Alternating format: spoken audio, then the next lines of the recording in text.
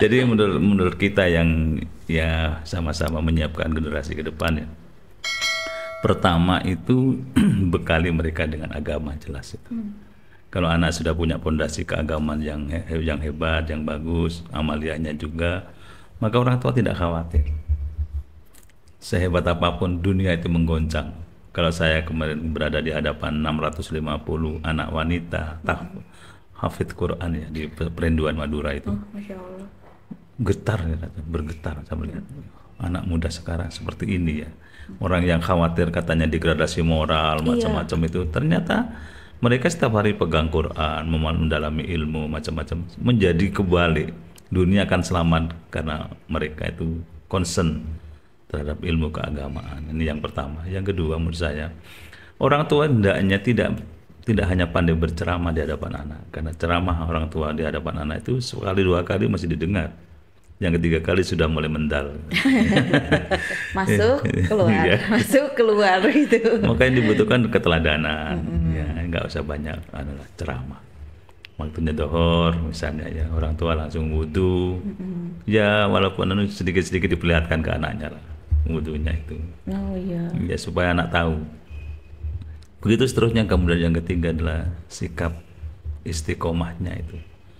Istiqomah itu kan langgeng atau konsisten dalam kebaikan, sehingga anak itu akan melihat bapak saya, ibu saya itu memang disiplin. Disiplin. Saya tertarik ada satu sekolah di Lumajang ini yang senantiasa mementingkan tentang kedisiplinan waktu sholat siswanya, sholat duha, sholat 5 waktu dan sebagainya. Itu ke depan itu akan membuat langkah anak itu diwarnai oleh kebiasaan-kebiasaan di sekolahnya. Selamatlah buat sekolah-sekolah yang istiqomah seperti itu, termasuk sekolahnya Bu Dokter ini kan. Masya Allah. Ya, Fokusnya seperti juga itu. sama Al-Quran, adab ya Bu Iya. Dokter ya. Itu warisannya Ustadz Haryo. Oh Iya, iya. iya. Ada yang gak warisannya, yang Iya. jenjang SD-nya, SD SKS. Karena itu memang fokusnya di adab sama Al-Quran ya. Kalau Yayasan Cahaya Al-Quran ya Bu Dokter Iya. ya. Memang sengaja bikin yang seperti itu. Biar selamat lah.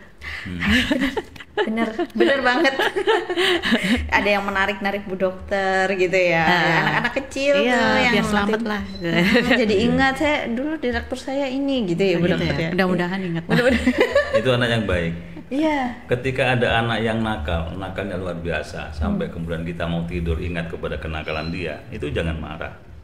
Siapa tahu dia nanti yang menarik pertama kali ke surga. Oh Kan? iya. Karena anak itu kan berproses. Di sekolah masa kecilnya nakal, tapi nggak tahu kita kan perjalanan waktunya. Tengah-tengah perjalanan waktunya ternyata menjadi orang hebat, semakin tua semakin luar biasa. Sementara orang yang merintis awal itu sudah meninggal dunia. Inilah yang rajin berdoa dan besok akan mencari orang yang berjasa pada dirinya itu. Masya Allah. Ini Bu Dokter lagi mengumpulkan anak-anak itu tuh, Iya. ya kan? Diajarin sama Ustadz Haryo lagi. Gimana? Masya Allah. Luar biasa gitu. Luar biasa. Mau bicara apa? Masih ngebahas tentang generasi ini ya, yang mudah menyerah ya. Itu berarti anak-anak itu kadang apa ya, merasa dirinya itu nggak mampu karena melihat temannya lebih jago. Apalagi Iya. untuk anak-anak usia dini ya, maksudnya walaupun dia jenjang SD tapi yang kelas bawah ataupun TK gitu kan ada rasa dia bisa, terus aku nggak bisa. Nah, itu tergantung circle-nya, tergantung support system-nya. Mulai dari guru, orang tua terutama ya, pengasuh sekitarnya, dan lingkungan pergaulan. Teman-teman kan bagaimanapun anak-anak ini harus kita hadapkan pada kenyataan apa yang sesungguhnya ya, kenyataan yang ada. Temanmu kayak gini, makanya kamu harus bisa biar kompetitif. Harus kita tumbuhkan jiwa kompetitif supaya dia berjuang. Ya, makanya mulai sekarang harus berjuang habis-habisan. Mumpung waktu masih panjang, ibaratnya gitu ya. Tenaga masih muda kan gitu. Belum ada tanggungan ya. Apalagi cicilan ya. Aduh. Langsung terus gitu. Iya, jadi nikmatin masa-masa mereka aja sebelum ada tanggungan dan cicilan ini. Betul, gitu. iya. Nah, kalau nggak habis-habisan rugi dong, ya. Tambah berat nanti. Nah, sehingga apa namanya, kalau kita ungkapkan seperti itu, umpama dia lihat orang tua kok kayak enak ya cari uang apa ya, kita bukain semua kayak apa sih kita terlibat dengan pekerjaan apapun tuh mesti ada kesulitannya ya, pekerjaan apapun itu. Nah kita libatkan, oh ya jadi dia akan menghargai setiap sen yang kita berikan, setiap hal yang kita wajangan tuh mereka akhirnya saling menghormati ya gitu. Karena anak pun kalau bicara kesulitannya dalam sekolah, dalam pergaulan dengan teman, kita juga mendengarkan. Jadi take and give lah ya dengan orang tua dan anak. Sehingga walaupun zaman sekarang mereka HP-an, saat mereka perlu discuss, perlu cerita, mesti akan cari orang tuanya, akan cari bukan yang lain. cari di HP ya. Iya, itu. Sehingga ya orang tua pun jadi orang tua yang asik bagi anak. Iya, harus jadi orang tua yang asik, jangan lebih asik gamenya, Iya. jangan lebih asik HP-nya. Iya, karena juga memang bukan kesalahan orang tua, cuman mungkin orang tua banyak yang kurang literasi seperti misalnya begitu. Jadi kalau mama anak berkeluh kesah, ya dia orang tua komentarnya sabar, itu sebenarnya kesel mereka tuh. Iya, benar-benar. Kesel, yang sabar ya terima aja, itu kesel mereka itu. Kan namanya anak-anak itu kan mungkin masih punya semangat nyalanya atau gimana, suruh sabar. Bagi mereka itu sabar tuh berarti suruh ngapa-ngapain kayak gitu loh. Iya. Mungkin ini ya, jadi orang tua itu harus memilih kata-kata yang benar gitu ya, yang bisa masuk gitu ya, Bu Dokter. Sabar, oke, ngomong sabar. Bukan berarti sabar itu suatu kalimat yang kurang baik. Enggak, kalimat itu mulia ya. Innallaha ma'as sabirin kan gitu ya. Sabar, tapi ada way out. Sabarnya mau ngapain nih gitu. Harus mikir strategi nih gitu loh. Ya itu yang diharapkan seperti itu. Jangan cuma sabar titik. Ya. Iya, tapi kita juga misalkan bisa kasih, kalau bisa ngasih solusi ya kita kasih sama Solusi, solusinya ya, gitu. sabarlah. Masalahmu ini, coba seumpama orang tua kurang paham ya ini, tapi kayaknya kita punya sahabat yang lebih ngerti atau teman yang lebih ngerti masalah ini. Coba saya kasih kontaknya, nanti kamu perkenalkan diri ya bahwa kamu anaknya ini, namamu ini, boleh nggak izin tanya konsultasi kayak gitu, sehingga anak nanti yang disuruh melangkah sendiri gitu. Oh iya, Tuh, jadi salah ada satu caranya. solusinya. Walaupun orang tua yang nggak tahu, nggak punya ilmunya, seumpamanya begitu. Nah, atau orang tua punya ilmu ya. Kalau menurut orang tua nih, ayah, ibu kayak gitu, solusinya gini. Karena tapi itu kan nggak sesuai dengan aku ya, semuanya styleku apa kan anak zaman sekarang ya. Loh, itu kan solusi menurut kita, kan stylemu dengan style kita beda kan gitu. Nah, kan kamu tinggal stylemu yang cocok tuh seperti apa sih? Misal kalau ada masalah seperti itu, kita cara mengantisipasi atau cara menghadapnya begini. Kamu harus punya dong gitu. Gitu. Atau anak juga bisa diajak berpikir juga gitu ya. Jadi kayak macam main simulasi, main peran kayak gitu. Gitu. Jadi akhirnya ngobrol tuh seru. Jadi kita seolah-olah jadi musuhnya si anak semua gitu. Jadi kan kita jadi temanmu yang julid. Kita kamu apa aja kita komentar gini-gini. Padahal saking julidnya kita kadang-kadang kayak jadi berantem kan. Jadi kayak real banget gitu. Iya, kan lebih julid gitu, ternyata lebih julid orang tuanya ya kalau komentarnya gitu. Terus aku harusnya gimana ya, ceritanya gimana ya gitu. Ini ternyata main simulasi kok kayaknya beneran gitu. Iya kan gitu. Iya, jadi anaknya bisa, ya maksudnya bisa ikut berpikir juga, menemukan solusinya sendiri gitu ya. Pintar-pintarnya orang tua lah ngatur-ngatur gimana ya gitu. Kalau tadi yang disebutkan oleh Ustadz Suharyo, kalau misalkan orang yang cuma bisa nyalah-nyalahin atau sebenarnya dia merasa nggak pede, itu kan berarti ada masalah di dalam dirinya gitu ya Ustadz ya. Sebenarnya harus gimana ini masalahnya? Yang pertama ini, orang tua seperti yang Bu Dokter tadi sampaikan. Ya nasihat yang diberikan itu jangan monoton ya. Kelepon. Iya. Kalau anaknya diut-ut kan nggak enak. Sabar. Iya. Kelepon itu. Kan pengalamannya Ustadz. Iya, betul. Diporong itu. Iya.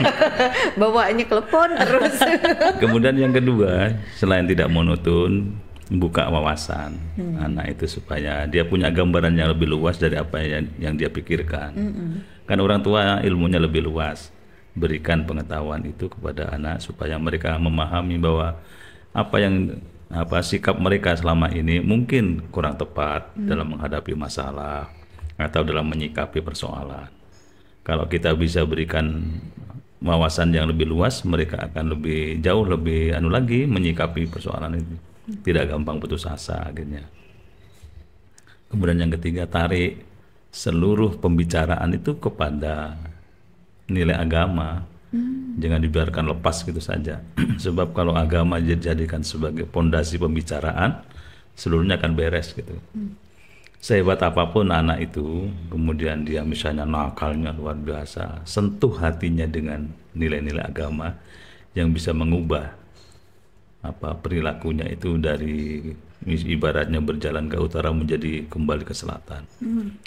Ini yang mungkin sering lupa dilakukan, sehingga seperti nasihat yang diberikan itu nasihat-nasihat yang sifatnya ya biasa-biasa, umum-umum saja, tidak ditarik kepada nilai agama yang itu akan bisa mencerahkan, menyenangkan, dan memberikan optimisme kepada anak ke depan harus berubah lebih baik lagi. Itu kan ajaran agama juga.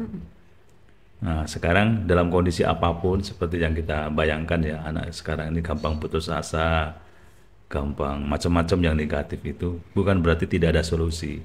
Orang tua juga tidak boleh kemudian patah arang, kemudian seolah-olah madesu ya. Masa depan suram. Ya. Kan banyak mereka yang mengatakan ya apa ya, bagaimana ya anak kita ini sekarang kok nggak bisa diberitahu, nggak bisa dinasehati, macam-macam. Itu sikap yang madesu tadi. Ya kita tetap optimis. Sekecil apapun nasihat yang kita berikan kepada anak kita, pasti ada bekasnya di hati mereka. Kalau tidak dipakai sekarang, mungkin 2 tahun yang akan datang, mungkin berikutnya, dan mereka akan kembali kepada orang tuanya. Sehingga kalau ada anak misalnya di luar kota, pasti ada kerinduan kepada nasihat orang tuanya. Aku kangen ya pada ibu saya. Kenapa kok kangen? Saya sering dinasihati oleh ibu saya. Saya sekarang kok nggak ada yang nasihati kalau di sini misalnya. Ya. Saya kangen kepada bapak saya. Bapak saya itu orangnya nggak banyak bicara, tapi banyak dompetnya. Gitu. Iya ya, terutama banyak isinya juga ya di dompetnya ya. Dompetnya banyak tapi kosong semua. Kosong semua kan itu ketahuan baru dompet baru. Ternyata berdagang dompet. Iya. Jadi ini untuk merubah anak supaya bisa punya rasa percaya diri gitu ya. Dia tidak mudah menyerah. Ini berarti ada peran dari orang tua juga gitu ya, Bu Dokter? Jelas ya. Jadi pola asuh ya itu sangat pengaruh. Karakter orang tua atau karakter sekitarnya itu sangat pengaruh. Jangan melihat anak ini aja atau orang kalau udah dewasa ya, atau orang itu sudah usia selansia bahkan itu kok sikapnya begini. Dilihat pengasuhannya dulu seperti apa, orang tuanya dulu seperti apa. Kadang orang tua zaman sekarang dengan alasan tidak ingin anaknya menderita, pakai sepatu aja talinya diiketin. Maem aja disuapin. Padahal anaknya udah bukan usia untuk disuapin gitu loh. Semua tugas dikerjain gitu. Apa nggak kurang kerjaan tuh orang tua tuh ya? Iya ya. Iya. Seharusnya kita bisa memilih dari segi umur ya. Misalkan anak ini kayaknya udah bisa disuruh ini nih gitu, disuruh mandiri nih gitu ya, Bu Dokter. Iya. Salah satu hal yang harus diajarkan sejak awal itu tentukan prioritas supaya tuntas gitu. Iya, kalau enggak, berantakan semua. Di belakangnya itu tambah banyak yang harus diurusin gitu kan. Iya, anak tambah usianya beranjak naik, tapi nggak mandiri ya, nggak punya sikap-sikap positif, tergantung sekali, aduh.